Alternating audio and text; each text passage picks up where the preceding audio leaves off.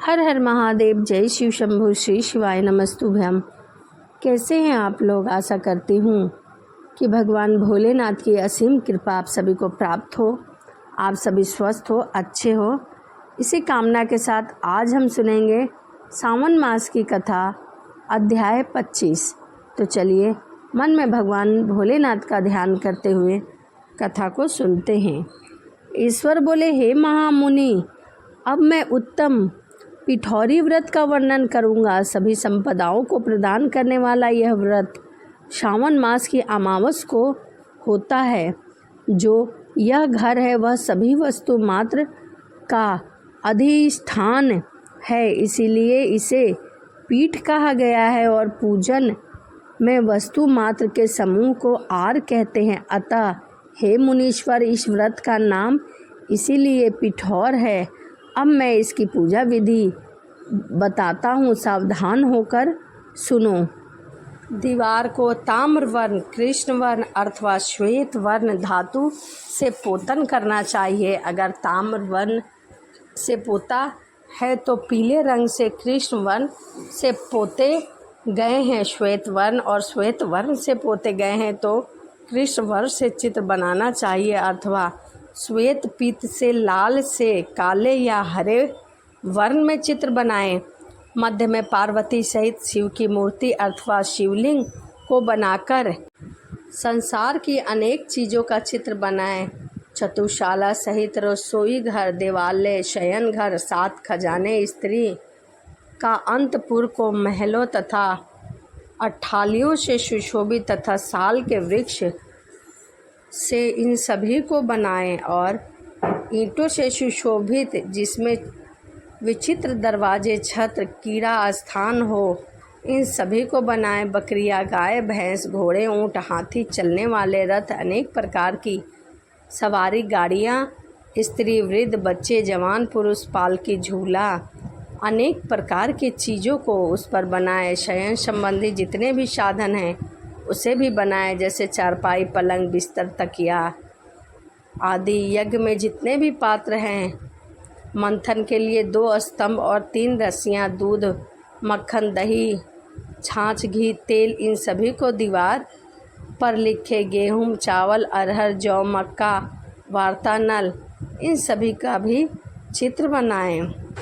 जितने भी खाद्य पदार्थ हैं इन सभी के चित्र बनाएं। जितने भी पूजा सामग्री हैं इन सभी के चित्र बनाएं। जो वस्तुएं यहाँ नहीं बनाई गई हैं उन सबको दीवार पर लिखना है, क्योंकि यहाँ सभी कुछ लिखना संभव नहीं है, क्योंकि एक एक पदार्थ में सैकड़ों तथा हजारों भेद हैं। और मैं कितना कह सकता हूँ, 16 उपचारों से इन सभी का पूजा होना चाहिए। पूजन में अनेक प्रकार के धूप, दीप, गंध, द्रव्य, पुष्प, चंदन अर्पित करें। ब्राह्मण बालकों तथा सौभाग्यवती स्त्रियों को भोजन कराएं। उसके बाद पार्वती सहित शिव से मेरा व्रत संपूर्ण हो। हे सांब शिव, हे दयासागर, हे गिरीश, हे चंद्रशेखर, इन सभी से प्रसन्न होकर आप मेरी मनोरथ पूर्ण करें। इस प्रकार 5 वर्ष तक व्रत करने के बाद उद्यापन कर देना चाहिए। इसमें धृत तथा बेलपत्र से शिव मंत्र के द्वारा होम करना चाहिए। एक दिन अधिवास करके सर्वप्रथम ग्रह होम करना चाहिए। आहुति की संख्या 1008 अथवा 108 होनी चाहिए। हे वत्स, उसके बाद आचार्य की पूजा करें और यूनसी दक्षिणा दें। उसके बाद व्यक्ति इष्ट बंधुओं तथा कुटुंब के साथ स्वयं भोजन करे। ऐसा विधान किया जाने पर मनुष्य सभी कामनाओं को प्राप्त कर लेता है। इस लोक में जो जो वस्तुएं उसे परम अभीष्ट होती है उन सभी को वह पा लेता है। हे वत्स, मैंने आपसे इस उत्तम पिठौरी व्रत का वर्णन किया है। इस व्रत के समान सभी मनोरथ तथा सिद्धियां प्रदान करने वाला है और शिवजी को प्रसन्न करने वाला है। कोई व्रत हुआ और न तो होगा। मनुष्य इस व्रत में दीवार पर जो जो वस्तुएं बनाता है वह उसे निश्चय ही प्राप्त कर लेता है। इस प्रकार श्री स्कंद पुराण के अंतर्गत श्री सनंत कुमार संवाद में श्रावण मास महात्म्य में अमावस में पिठौरी व्रत कथन नामक 25वां अध्याय पूर्ण हुआ। तो यहीं श्रावण मास की कथा अध्याय 25 यहीं समाप्त होता है। तो चलिए इसी के साथ वीडियो को समाप्त करते हैं और मिलते हैं अगली वीडियो में। सभी को हर हर महादेव, जय शिव शंभु, श्री शिवाय नमस्तुभ्यं। हर हर महादेव, जय शिव शंभु, श्री शिवाय नमस्तुभ्यं। कैसे हैं आप लोग? आशा करती हूँ कि भगवान भोलेनाथ की असीम कृपा आप सभी को प्राप्त हो, आप सभी स्वस्थ हो, अच्छे हो। इसी कामना के साथ आज हम सुनेंगे सावन मास की कथा अध्याय 26। तो आइए मन में भगवान भोलेनाथ का ध्यान करते हुए कथा को सुनते हैं। ईश्वर बोले, हे सनंत कुमार, श्रावण मास में अमावस के दिन जो करनीय है उसको तथा प्रसंग वंश जो कुछ अन्य बातें मुझे याद आ गई हैं उसको भी मैं आपसे कहता हूँ। पूर्व काल में अनेक प्रकार के महान बल तथा पराक्रम वाले जगत का विद्या वंश करने वाले तथा देवताओं का उत्पीड़न करने वाले दुष्ट दैत्यों के साथ मेरे अनेकों युद्ध हुए। मैंने शुभ वृषभ अर्थात नंदी का आरूढ़ होकर संग्राम किया, किंतु महाशक्तिशाली तथा महाप्रकर्मी उस वृषभ ने मुझको नहीं छोड़ा।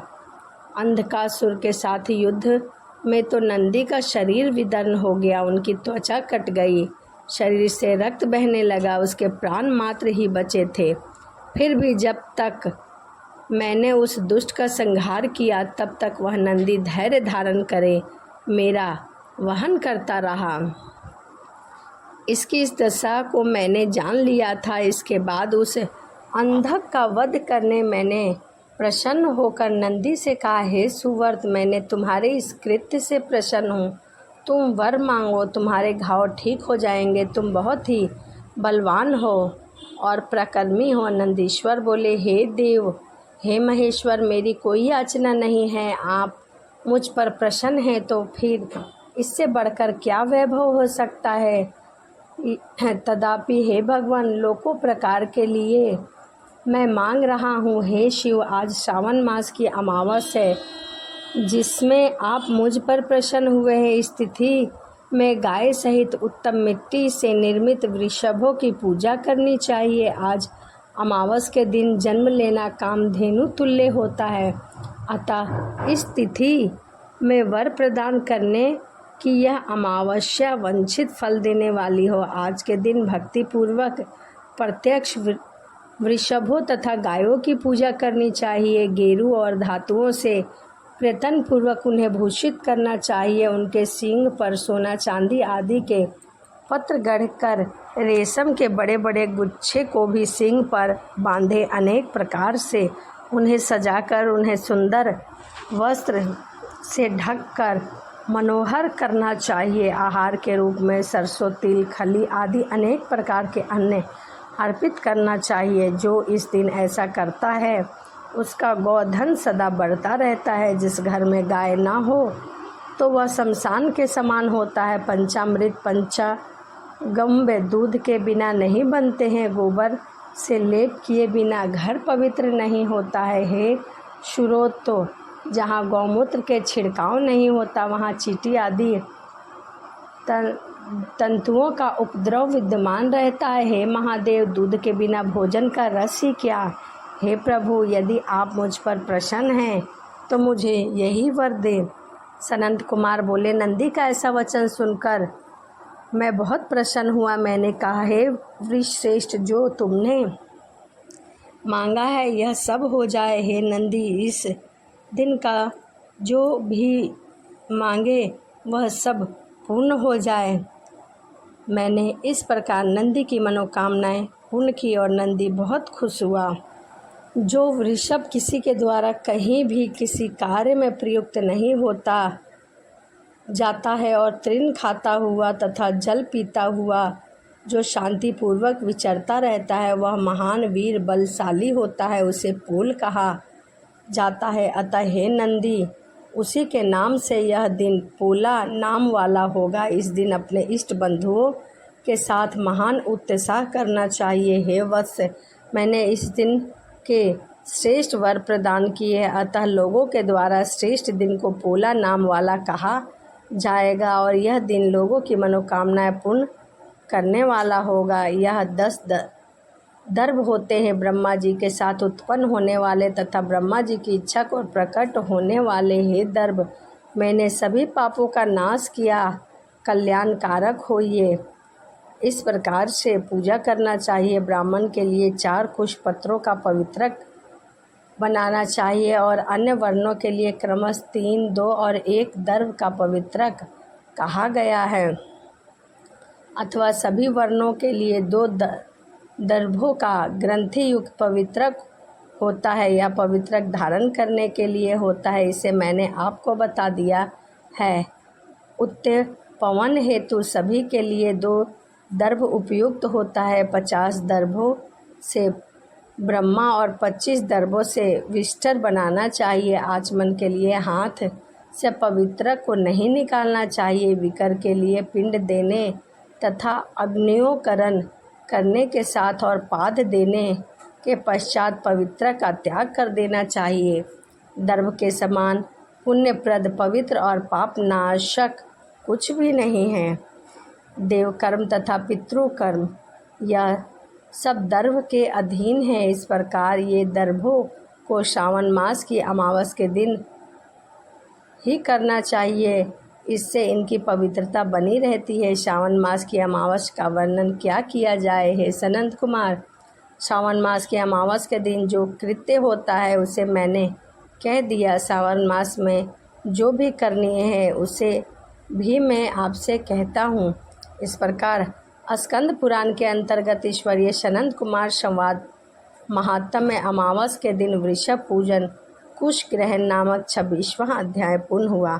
तो यहीं श्रावण मास की कथा अध्याय 26 यहीं समाप्त होता है। तो चलिए वीडियो को यहीं समाप्त करते हैं और मिलते हैं अगली वीडियो में। सभी को हर हर महादेव, जय शिव शंभु, श्री शिवाय नमस्तुभ्यम।